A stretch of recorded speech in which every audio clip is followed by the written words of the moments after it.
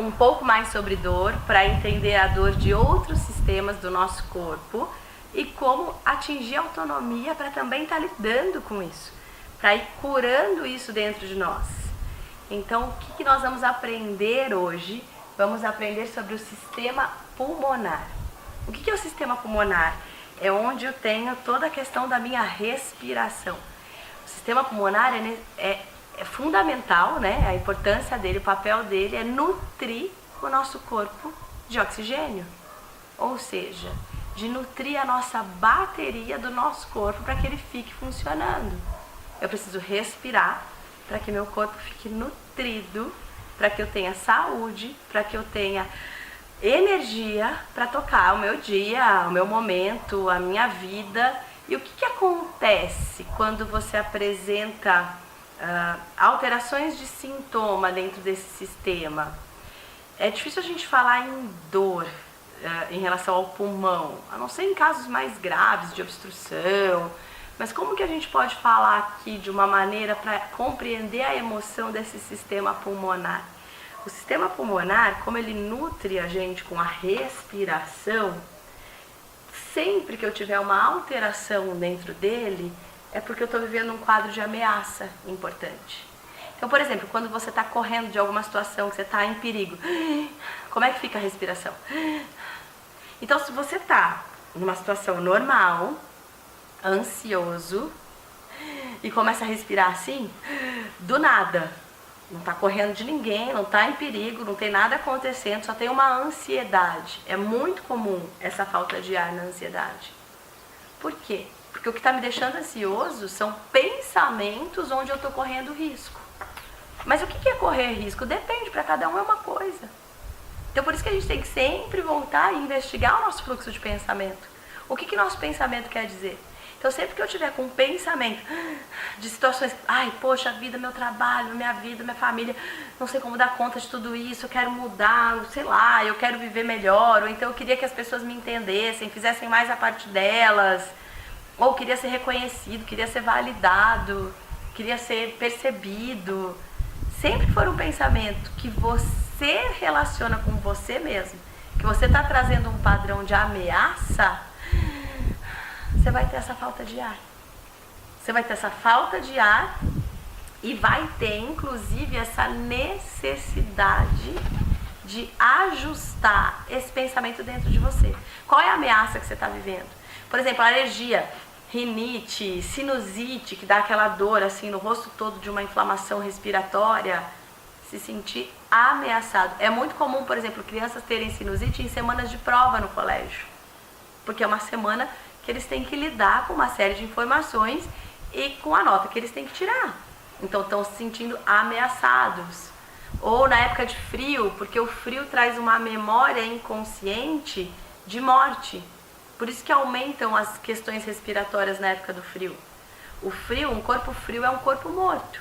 O calor tem uma sensação de vida. Então o frio, ele traz essa memória inconsciente de morte. E você pode sim ter muito mais sintomas de alergia da parte respiratória no período de frio, na época do frio. E o corpo vai responder assim. Então, como que a gente pode olhar esse sistema respiratório? Qual é a ameaça que você está sentindo? Qual é a ameaça que você está vivendo? E trabalhe a respiração do seu corpo. Puxe o ar, respire fundo. Solte o ar devagar, ensine ao seu corpo a respirar. Faça isso, mesmo que você não tenha tempo para meditar, não saiba, não goste. Coloque uma música do seu agrado e respire fundo. Quando você estiver se sentindo ameaçado ou muito ansioso, muito agitado, respire para que você encontre a sua resposta. Você tem dentro de você todas as respostas que você precisa. A resposta que você precisa não está do lado de fora, está dentro de você. Basta você olhar para ela dentro de você. Basta você parar de mentir para você mesmo e olhar para as suas respostas dentro de você. A gente tem o hábito de mentir para a gente mesmo, até por não saber como lidar com um monte de sentimento que nos invade durante o dia, que a vida nos convida a viver. Então, respire fundo e vai ensinando o seu corpo a respirar. E que pontinho a gente pode usar para ajudar nessa parte? Pontinho de pulmão 9, aqui. É a parte de dentro da mão, A hora que termina aqui, ó, dedo, primeiro ponto do punho, aqui tem o ponto de pulmão 9, você pode pressionar para quê? Para energizar a sua respiração, a sua informação de saúde de pulmão. E a última etapa que ficou faltando para a gente é na parte do sistema reprodutor relacionado às cólicas, né? O que acontece? Por que a gente tem cólica? Como que funciona essa parte de útero e tudo mais? Então vamos lá. No sistema reprodutor, as dores que nós temos no sistema reprodutor, principalmente, são as cólicas na mulher e os sintomas de útero. O que acontece que desencadeia essas cólicas e esses sintomas de útero? O útero, ele tem uma relação do ninho, do lar. Então, sempre que você tiver uma dor de útero ou a cólica, é por uma informação do seu ninho, do seu lar, de um conflito, de algo que não vai bem. E pode ser até que isso começou quando a mulher começa a fase dela de ter a menstruação e ela está vivendo algum conflito dentro do ninho, do lar, da casa. E nessa fase fica registrada essa informação. Também uma insegurança em você começar, mesmo que de uma maneira inconsciente, o que essa questão de útero e a parte hormonal menstrual quer dizer? Que você já pode produzir um descendente. E às vezes a mulher começa a ter essa maturidade hormonal com 9, com 10, com 12 anos de idade, quando não se entende muito bem o que está acontecendo. Às vezes não sabe lidar a menina com a menstruação, fica assustada com o sangue. Tem uma série de eventos que acontecem nessa idade que pode ter registrado um perigo em relação ao ninho, ao útero, e você fica e carrega isso com você. Em cada fluxo menstrual você vai ter cólica, você vai ter dor.